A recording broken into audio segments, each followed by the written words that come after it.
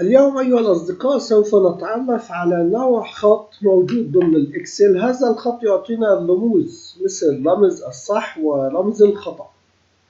هنا تم وضع حرف.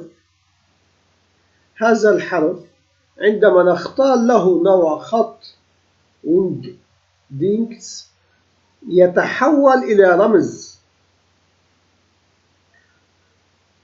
أما ما تم تسجيله هو أنني أطلب هذا المحرف شير 251 هو لهذا الرمز و252 لهذا الرمز، ومتشابه 253 للرمز و254 لهذا الرمز. جدولنا اليوم يعالج موضوع أنه لدينا المندوب ولدينا المبيعات ألف والمبيعات. إذا أحببنا أن نضع هنا علاقة if، علاقة شرطية تقول أن الB2 إذا كانت أكبر أو تساوي C2 أعطيني الرمز 252 إنها صح. أما هنا أعطيني الرمز 251 إذا كانت خطأ.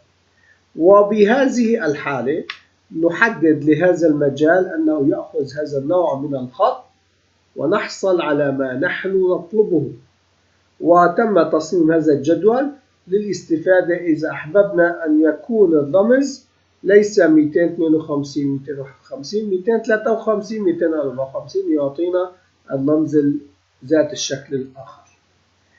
فكرة جميلة جدا ومميزة لأننا نراقب مبيعات المندوبين بشرط معين بدالة صغيرة لكن نتيجتها هي رموز.